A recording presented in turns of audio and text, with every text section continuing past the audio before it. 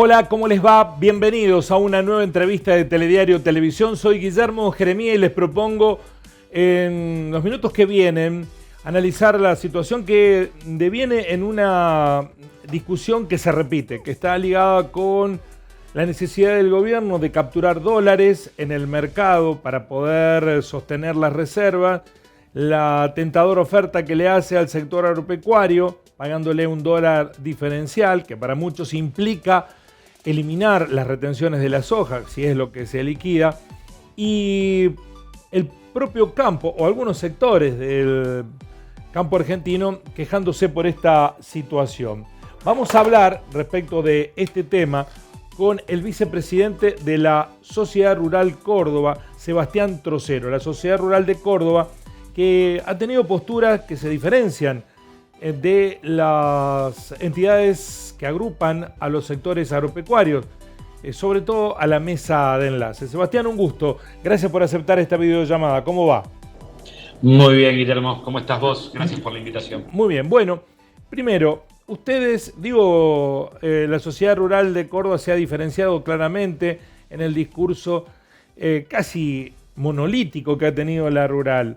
En esta situación, ¿coinciden con las entidades agrupadas en la patronal del campo, la mesa de enlace, en rechazar el dólar soja, o creen que es una buena medida del gobierno? Bien. Te voy a contestar ampliamente la pregunta, para no decirte un sí, pero hoy la respuesta es sí. Hoy coincidimos más con una postura de la gremial empresaria de cuestionar en sí la validez o en este caso para los productores, cuando en realidad es una medida particular que beneficia a las arcas del Estado Nacional, ¿no? Haciendo una breve síntesis de la realidad, la realidad contrapuesta, la Sociedad Rural de Córdoba se opuso originalmente al paro del campo de unos meses atrás, debido a las circunstancias en lo que se planteó y quedó expuesto que en realidad había unos intereses por detrás que no respondían a los intereses nuestros. Casualmente esos intereses son los que hoy están siendo beneficiados con este tipo de medidas, ¿no? Que son grupos concentrados que pueden conservar los stocks de soja y verse beneficiados. Se entiende, digamos, ¿no? Es genuina, yo creo que la alternativa es genuina, no es una política de endeudamiento, una política como de adelantar exportaciones. Funcionó la primera vez, la verdad que ingresaron muchos dólares. Si vamos a evaluarlo en términos económicos, seguramente nos vamos a poner de acuerdo y va a ser difícil encontrar el punto flaco, digamos, con respecto a la medida para recomponer las arcas, digamos, los dólares del Banco Central y, para este caso, facilitar lo que vendría a ser el comercio exterior argentino. Pero los daños colaterales que generó originalmente esta medida pueden volver a repetir. Cuando nosotros evaluamos esa medida en septiembre, que lo discutimos mucho, y ahí es donde tuvimos mayores coincidencias con la gente de la mesa, con los representantes de la mesa de enlace, porque ellos se retiraron de la presentación que hizo Massa en su momento de la medida, o sea, de este dólar soja 1, para ponerle un nombre, y quedaron en la presentación los referentes del gobierno actual y los exportadores, que son los que llevaron este dinero que les es funcional, digamos, que les es útil en este momento al Estado. En ese momento al Estado y que en este momento le sería útil. El dilema, lo que planteaba la mesa de enlace, es lo mismo que planteamos nosotros, que son las repercusiones, que son, digamos, los daños colaterales que le genera a las demás cadenas de las economías regionales. Para el caso, la leche, la carne, los huevos, se producen en función del uso de proteína.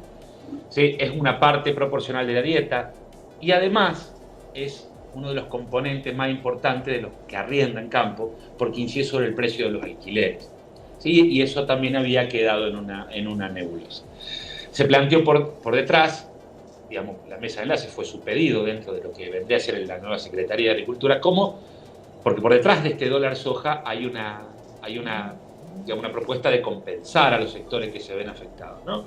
Y en su momento la mesa de enlace no participó porque cuando se anunció la medida no estaba resuelto cómo se iba a compensar a los productores.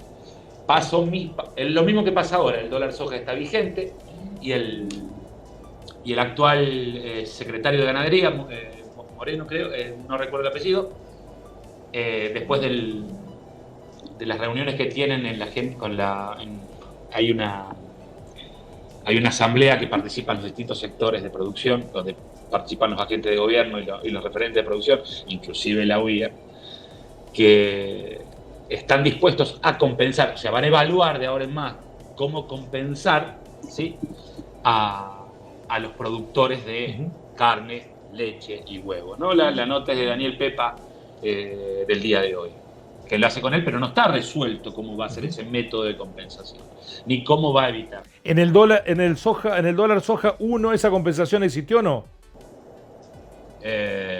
No. Después hubo en el medio unos anuncios, recordar los anuncios que se dieron en Mendoza, donde la provincia de Mendoza tuvo unas circunstancias especiales, tuvieron unas heladas que les complicaron muchísimo la circunstancia productiva, y hubo una rápida respuesta. Ahí hay que tener en cuenta que hubo subsidios en tasa, baja en valores de luz, digamos, hubo una respuesta rápida para un problema concreto. Noto que te doy el último detalle con respecto a lo que son los daños colaterales de la medida, que son los que después podemos ampliar.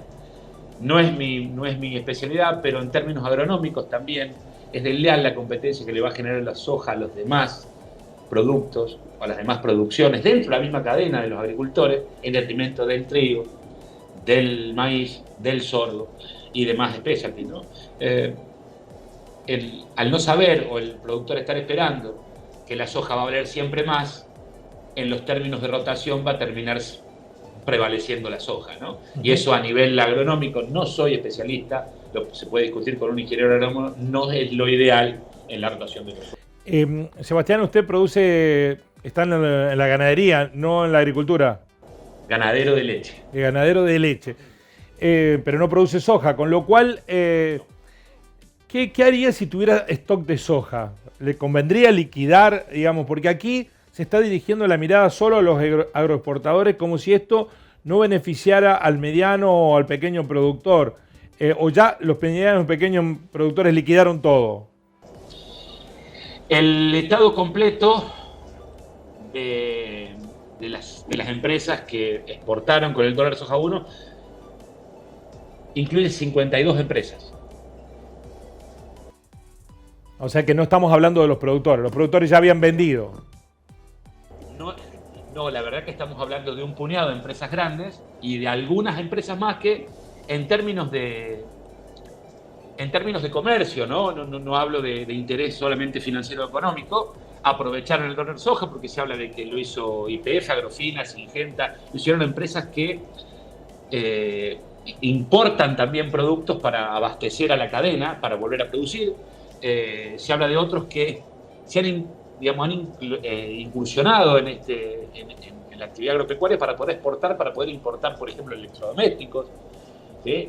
O sea, en términos absolutos, en sí la soja es un commodity, ¿no?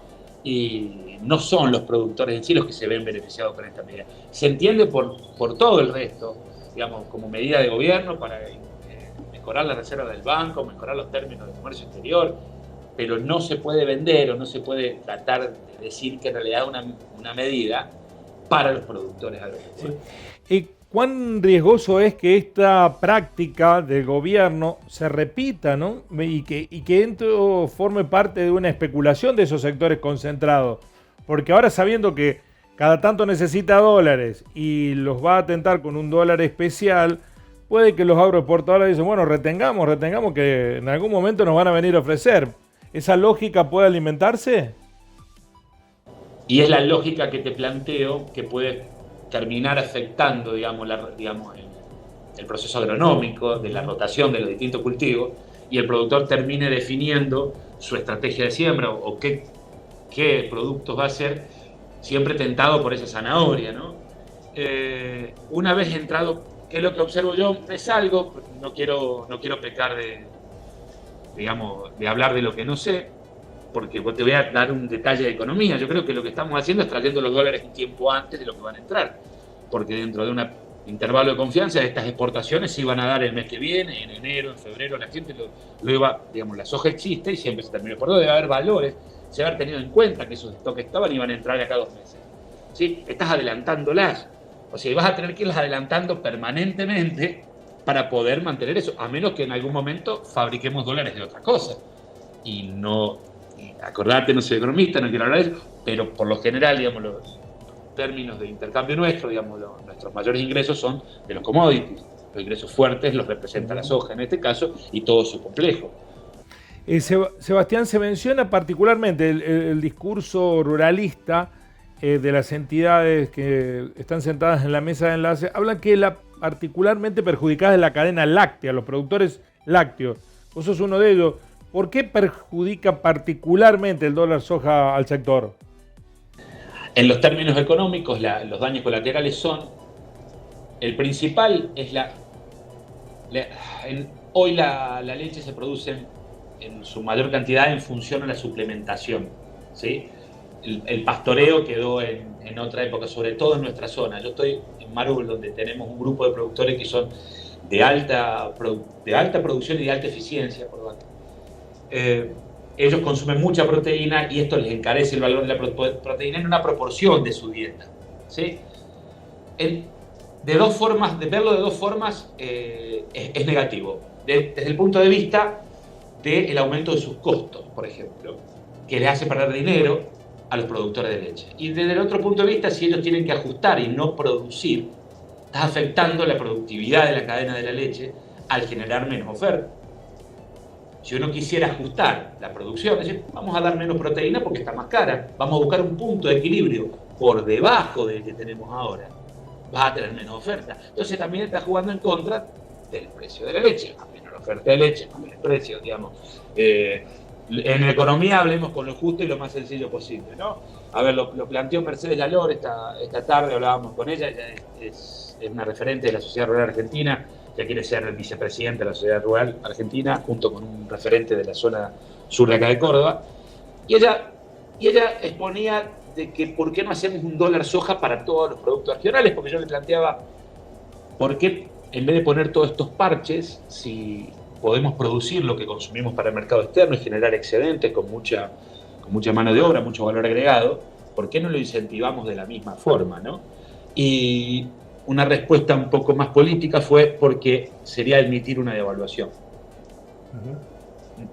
Y ahí me sacás de contexto porque hablas de política. Yo trato de hablar desde la gremial empresaria y de producción, ¿no? Sí, evidentemente estas medidas o micromedidas son para evitar una devaluación completa, ¿no? El campo está, sigo insistiendo con la precisión de la terminología, la mesa de enlace está reclamando un dólar unificado que implicaría en los hechos una devaluación que impactaría aún más en la inflación, en el poder adquisitivo, sumaría inestabilidad. El sector que reclama hoy no está atravesando un buen momento económico porque en un escenario como el que tenemos, la mayoría de la población no la está pasando bien y el sector agropecuario, más allá de esta coyuntura, no está en un horizonte de dificultades siendo privilegiado. Lo hablamos, fue un tema de discusión muy importante y es cierto. Y te voy a dar el porqué, para no quiero contraponerme a alguien que tenga circunstancias que son atenuantes, alguien que lo pasó por encima del agua, que me ha pasado, alguien que lo pasó por encima de la sequía, que lo ha pasado. Hay que tener la capacidad de analizar la realidad propia y la de los demás también, ¿no? Y nosotros hemos trabajado muy cómodos en plena pandemia, hemos tenido los permisos para circular, hemos podido producir, o sea, ha sido un mérito y una obligación, también muchos lo ven, hemos seguido alimentando, produciendo para alimentar al país. Y en la realidad hemos visto que otra gente se quedaba sin trabajo, en los mismos pueblos se vio que los albañiles no podían trabajar, hay otros que los bares tenían que cerrar, o sea, hay que ser un poquito empático también con las otras actividades que empezaron a recuperarse hace poco y algunos que no volvieron a recuperarse, ¿no? Y la realidad particular, para salir de la pandemia, ¿no? Para el sector nuestro es la invasión de Rusia y Ucrania, que nos generó una alta volatilidad en los precios de los commodities, como de la energía, que es lo que le importa al gobierno particularmente, que es una cuestión de Estado, pero en el aumento de los...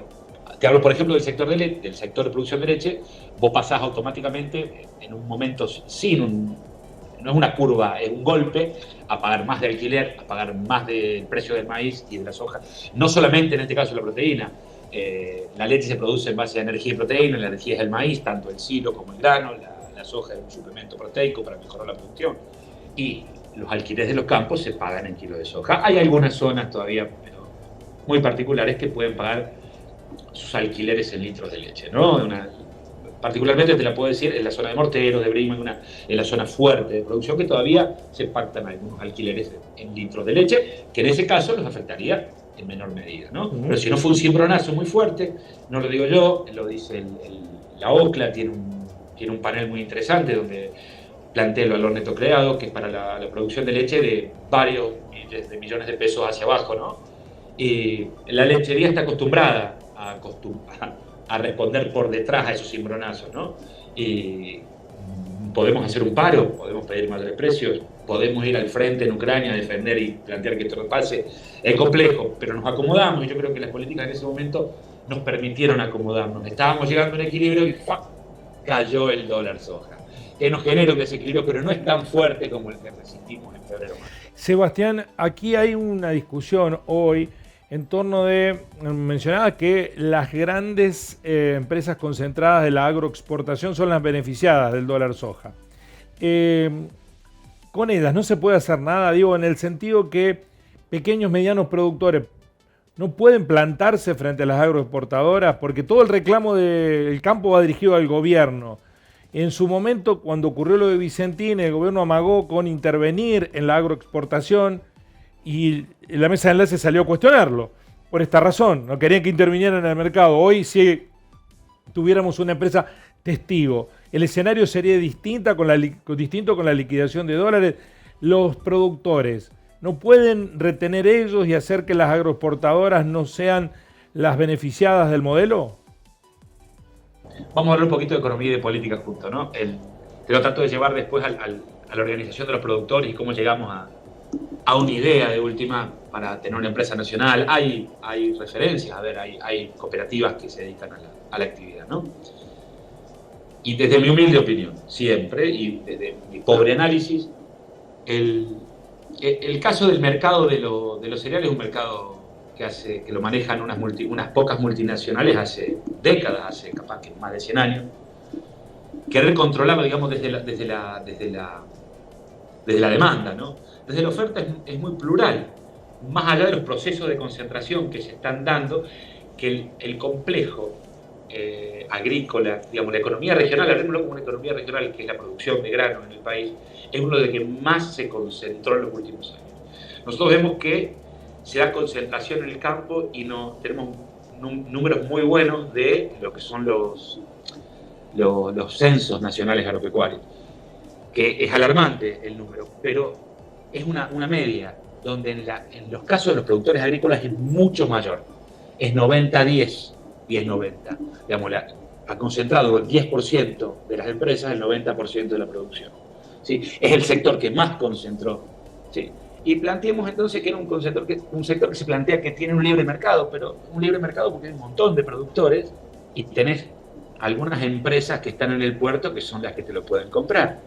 Sí, pero eso no es un libre mercado, hay una colusión de precios, como se nota ahora que entre ellas Ciara se pusieron de acuerdo para darnos 5.000, 8.000 millones de dólares y ahora 3.000 millones de dólares más. Entonces, ¿cómo se enfrenta a un conglomerado de multinacionales, ¿no? Desde la producción, como productores? Es una cuestión política, como planteaste, es una cuestión de Estado. Sin un gobierno o sin un Estado, planteémoslo como Estado, no con cualquier gobierno que esté, tomar parte del negocio, intervenir en el negocio, por ejemplo, el caso, como lo planteaste, de Vicentín, hubiera sido entrar en el juego, y no estaríamos inventando nada, ya lo hicieron los chinos con COFCO, ¿sí? Interviniendo en el mercado internacional. Sí, ellos compraron, como referencia, a ver, la planta que era de Nidera, en Rosario, compró COFCO, que es una multinacional del rubro, y es de capitales de chinos. Sí. Bueno, y ahí tendrías un ejemplo de cómo intervenir, sobre todo en un negocio que es tan sensible para la Argentina, ¿no? No es un negocio más, no es un negocio como residual, es el principal producto de exportación, que también se navega por un canal privado, Y hay varias cosas que podríamos hacer, ¿no? Para retomar el control. Y el control, muchos van a pensar, el control es en manos de un Estado que por lo general tiene gobiernos de una, de otra. Un Estado siempre va a bregar en función de su gente, una multinacional va a bregar en función de llevarse los activos, la mayor cantidad de activos que pueda. Sí, preferimos un Estado deficiente, un Estado nuevo, un Estado con todos sus errores, a grandes empresas que venden virtudes por los medios, pero que no las tienen, solamente piensan en los dólares que se van a llevar. Sí, y de hecho, en el caso de Vicentín, también el Estado era uno de sus acreedores principales, ¿no? Porque le prestó discrecionalmente recursos que son de todos nosotros, que ahora están en un concurso judicial, en un proceso que vaya a saber cómo termina. ¿Ven escenario de incertidumbre de aquí hasta las elecciones desde el sector? La sociedad rural de Córdoba es muy cuestionada por sus pares ruralistas porque tienen un discurso diferente. La verdad que uno los escucha y no parecieran formar parte del mismo colectivo, ¿no? Dos preguntas, sí. Sí. La incertidumbre y no la incertidumbre. Yo entiendo la postura de las demás rurales, que surge del 2008. La mesa de enlace surge en el 2008. Yo en el 2008 estaba en la ruta, yo corté ruta en La Puerta, corté ruta en Marul, prendí fuego, goma. La verdad que estaba en pie de guerra en el 2008. Era joven, no había hecho ninguna actividad gremial empresaria en el camino y creía que estábamos haciendo bien, ¿sí? Nos embalantonaban a través de los medios, que estaba todo el país cortado y demás. En frío y tiempo después, y evaluando y entendiendo lo que pasó, la verdad que nunca defendí los intereses nuestros, ¿no? Después empecé la gremial empresaria, la dediqué en las actividades en una entidad específica que es la Cámara de Productores Lecheros de Córdoba, por eso me sale más hablar siempre de leche. Y entender hoy la postura de ellos, una postura intransigente, una postura como de pie de guerra, es entendible en su momento, por eso trato de entender 15 años atrás, sin experiencia, pero después hacemos lobby, defendemos un interés económico, tenemos un negocio con el que ganamos plata, eso es lo que defendemos, ¿sí? No somos gremialistas que estamos por perder nuestro puesto de trabajo, estamos peleando, por ejemplo, con el dólar soja. Yo como productor de leche me pongo en pie de guerra con los que producen soja, porque están sacando tajadas que no solamente los benefician a ellos, sino que nos empeoran los números a nosotros. Entonces, mañana sale, hoy los campos están sin sembrar soja. Hay todavía gente peleando por agarrar un campo, fumigar el alfa y sembrarle soja, y sacársela a un tambero. ¿Por qué? Porque con la soja 85.000 puede pelear la maíz con el precio de la leche a 60. Y eso es injusto. La distribución, digamos, hace injusta la renta de cada uno de los sectores. Es correcto para el Estado porque recompone las arcas, bien, pero nos deja a nosotros en una situación en la que yo siento que saldría a defender esos intereses económicos. Pero son intereses económicos que se negocian, que se pactan, nadie le puede cerrar la puerta a un diálogo, nadie le puede cerrar la puerta a nadie. No quiero que me la cierren a mí para hablar de los problemas que tiene la leche, como no quiero que se la cierren al que produce soja, o al que hace huevos, o al que hace cerdo, ¿sí? El gobierno te cita, vos participás, o sea, es toda una cuestión de negociación, ¿sí? Hacemos lobby por un sector económico con intereses personales, ¿sí? No somos altruistas, un poco los que lo hacemos porque lo hacemos ad honorem y lo hacemos porque nos gusta, ¿sí? Pero en el fondo, el interés final de quien hace gremial empresaria es defender un sector económico, y acá te pongo un poquito así de altruismo, con soberanía territorial, ¿sí? Y arraigo en el interior. Particularmente eso me quedó mucho de la leche, ¿no? Que me parece dentro de las actividades, vengo de una familia de productores de leche bastante noble y que hace que los pueblos se mantengan con vida, ¿no? Cada tambo que se pierde gente, ¿no? Y ahí la pelea, ¿no? Un tambo menos es menos trabajo también. Y podemos darle tela para cortar en eso. Sí, Sebastián, es muy interesante escuchar este discurso, porque en el discurso hegemónico dominante en los medios respecto de las necesidades del campo y sus demandas, esto no está contenido. Nunca está contenido, nunca se escucha. Y uno se pregunta ¿por qué? ¿Por qué razón esta realidad no está reflejada? Porque pareciera que hubiera discurso monocorde del sector agropecuario. Y la verdad que hay múltiples realidades que no son tenidas en cuenta, Sebastián. Se ha instalado un discurso monocorde, como vos planteás, en particular para defender determinados intereses económicos. Es no a las retenciones, por ejemplo. ¿Sí? Si mañana eliminas las retenciones de la soja en vez de aplicar un dólar, todavía es peor, porque la soja se va a valer una fortuna. Se va a acomodar la economía, seguro que se acomoda. ¿Sí? Si vivimos en un estado, supuestamente, no tengo la experiencia vivida, pero supuestamente es el modelo que más ha durado en el tiempo, el sistema capitalista. Seguramente se va a acomodar, pero ¿a costa de qué? Un pollo, o sea, la gente come 2 pollos, pero hay uno que come 2 y uno que no come ninguno. Hay gente que va a dejar de comer en ese proceso, hay gente que va... A ver, seamos concretos, para eso está el Estado y para eso hay un gobierno que tiene las políticas para aplicar y que todo sea más equilibrado. Hay que entender eso de entrada, si no, no se puede discutir de política. Hay gente que opina de política y dice yo no voto a nadie. Bueno, la gente que no quiere opinar de política y no le gusta la política, que no hable de política. Sí, es una posición muy intransigente mía, ¿no? Si no, tenés que defender alguna idea también. No los principios del mercado solamente. Entonces, con lo que plantea se ha instalado la idea monocorde, que es no a las retenciones, que le son funcionales al grupo concentrado económico del que estábamos hablando recién, que se vio beneficiado con este. A ver, haciendo una cuenta, y me salgo de mi rol de gremial y me meto como en economista, pero la tasa, imagínate que esta soja hubiese entrado el mes que viene, en diciembre, enero y en febrero. Y entran 3.000 millones hoy, en vez de 1.000 millones en diciembre, 1.000 millones en enero y 1.000 millones. Entran todos ahora. O sea, por adelantar dinero, le pagaron a un grupo de gente, no quiero exagerar, pero son $160 oficial, $230 soja, son 70 pesos más. Hacía un cálculo de la tasa en pesos que le pagaron, que es mayor que lo que están pagando por gasolina. O sea, porque es un montón de plata. ¿Sí? O sea, es mejor, dólares no podemos salir a pedir prestados. Tenemos un 20, 25, eso me lo aclaró hoy Felisa Micheli, hablando con ella también, que es una muy buena economista, es para mí una referente, y pedir plata arriba del 25% en dólares por mes, la verdad, perdón, por año es una locura. Y no tenemos el acceso tampoco. La medida es genuina, pero instala ese discurso monocorde, ¿sí? Que no es el que vos en realidad escuchás. Se escucha en los medios, pero no es el de la gremial empresaria, ¿no? Ahí circulan otras ideas. Me parece que se usó también como bastión político, sí, en algún momento, y generó como una grieta en el mismo campo, pero que no existe. Todos tenemos que defender. Nosotros defendemos nuestro negocio y queremos ganar dinero, o sea, y nos vamos a poner de acuerdo en el 95% de las cosas, menos en a quién vamos a votar seguramente, pero no hay milagros por detrás. Sí. Sebastián, muy interesante. Muchísimas gracias por este tiempo y por ayudarnos a comprender las diferentes realidades, que no todos los sectores se pueden unificar detrás de una misma consigna, porque la heterogeneidad de los problemas que tiene la Argentina profunda ameritan diferentes análisis. Así que muchas gracias por hacerlo. Muchas gracias a vos. Muy amable. Muchas gracias a todos y saludos para todos.